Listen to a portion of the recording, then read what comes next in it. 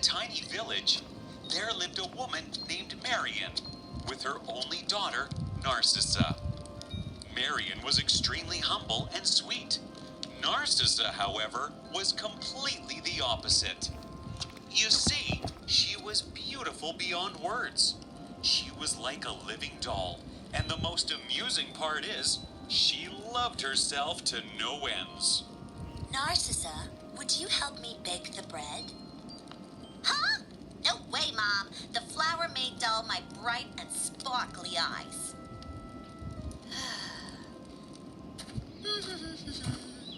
Narcissa, would you help me plant these seeds? What? Why would I do that? What if I got all that dirt on my lovely fingers? Worse, what if it went onto my face? Well, that was the problem with Narcissa. She thought herself too great to do any work. Many suitors came to ask for Narcissa's hand in marriage, since her beauty was known far and wide. But she rejected them all very rudely. Why did you send those men away yesterday? They seemed nice. You can't be serious, Mom. One of them had such small eyes, almost like a bird's, and the other had a huge nose. I wouldn't want to be near him when he sneezed. Ew! Oh, and the last... Stop! No! I don't want to hear any more.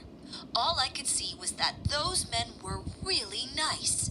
My dear, you must know that beauty isn't everything. Mother, you have to realize I deserve someone like a prince or a knight. Oh, dear.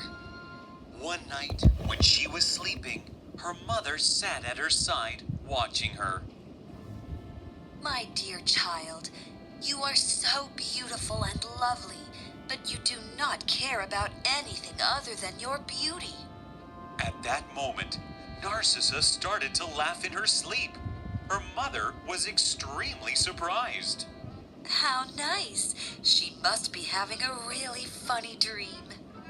The next morning, when Narcissa woke up, she was all smiles and giggles. Here, sweetheart, tell me, what did you dream about last night? Oh, Mom, it was such an amazing dream. You know, there was this prince who came up to me and said that he wanted to marry me. He had come in a golden carriage. And he was dressed from top to bottom in gold as well. What a silly dream. And you know the best part of it was? When I was in my wedding dress, which was of gold too, of course, everyone was staring at only me. Narcissa, there is nothing amazing about that dream. It was a very egotistical dream. Ugh, Mom, you don't know what you're saying. That dream has made me realize that I need food much grander than the type I eat here at home. Bread made of gold. Just think of that.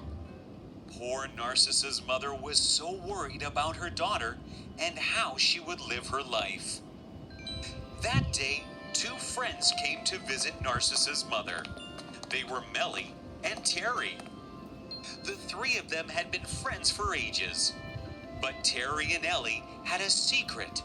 Both of them were magical beings, something that Narcissa's mother knew nothing about. Terry, Melly, oh, it's so good to see you. It's been very long, hasn't it? So long. How have you been? I have been very good. I would have been better if only... If only what? If only my daughter Narcissa was a little more understanding.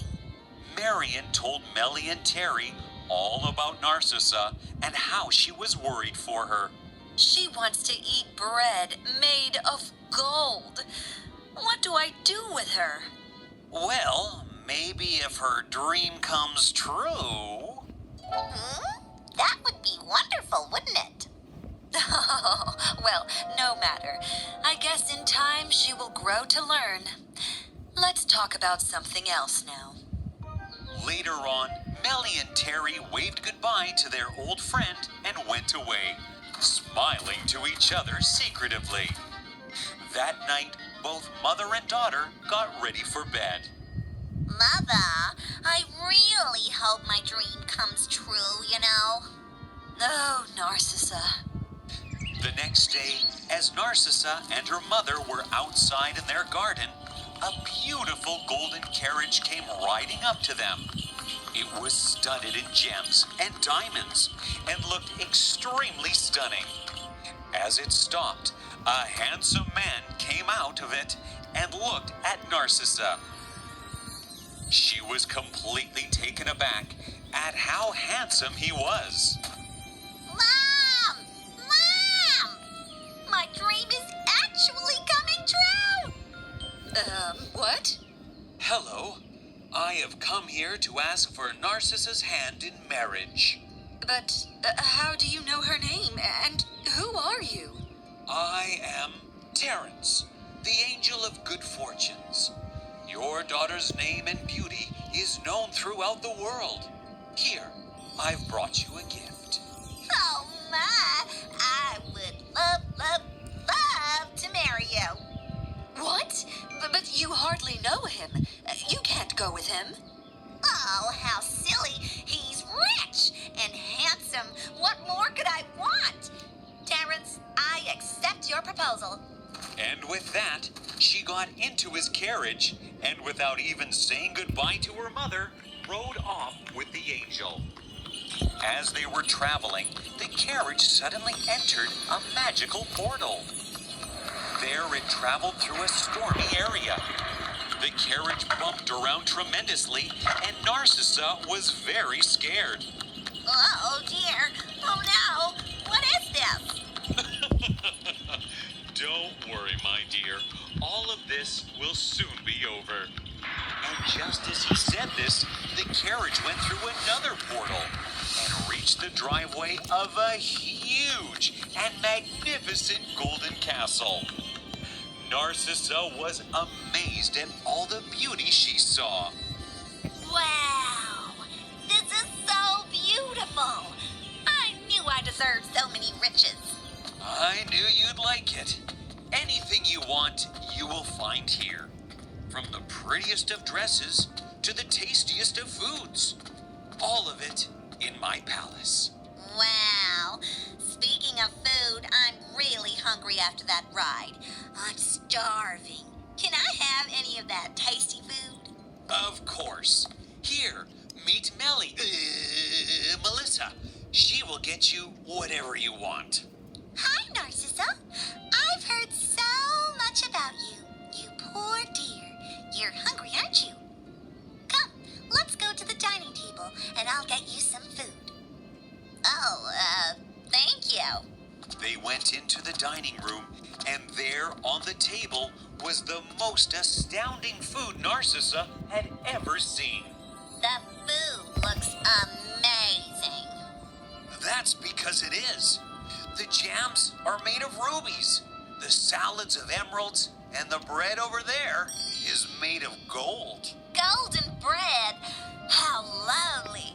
This jam will look and taste lovely with the bread. She took a slice with the ruby jam on it and took a huge bite. Oh, ow. This is so hard. I can't eat this. Well, it is bread made of gold, and the finest too. But if you can't eat it, should I get you silver bread? Silver? Ugh. Why don't you eat something else? But I want normal bread. Bread which I can eat. Don't you have that? Nope. The wife-to-be of my sire shall only eat gold. You must only eat the best. Narcissa looked at all the food, but was heartbroken, for everything there was inedible. She soon started to cry. Oh, let me go. I don't want this. But the food is really good. Here, try some golden potatoes. They're really good. And after you're married to me, you'll have to eat all of this. I thought you liked fancy things. Oh, no! I don't want to marry you. I want to go home to my mother. Let me go home. Melissa and Terrence looked at each other and winked. Well, if that's really what you want, then I'll take you home. Terrence took the crying and unhappy Narcissa home. In the carriage, she started to think deeply about the choices she had made. When she reached home, she ran to hug her mother, who was sitting in the house sad. Mom! Mom, I'm back. Narcissa? Oh, my sweet daughter. I thought I'd never see you again. Oh, Mom, I love you so much. And you were right. Looks and riches aren't everything. The gold bread was useless as I couldn't eat it. And the man, even though he was handsome, he didn't care for me at all. But my dear, do you realize that that is exactly the way you treated others? I know. I'm so sorry for the way I acted, Mom. Oh, no, it's all right.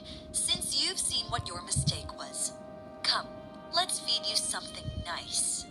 From that day onwards, Narcissa changed her ways. She struggled at first, but slowly and patiently, she started to become a lot nicer. One day, Melly and Terry came to meet Marion again. Oh, hello, you two. So, tell us, Marion, how's Narcissa now? Marion told them both everything that had happened. And she's changed so much from that time. Has she? I guess she wouldn't want any more gold bread now, huh? You know, Terry, you actually look a little like that angel. Oh, what am I saying? How could you be him? You two are so nice.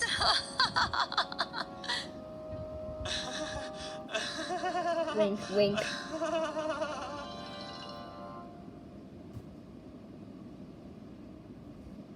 That's the end, boys.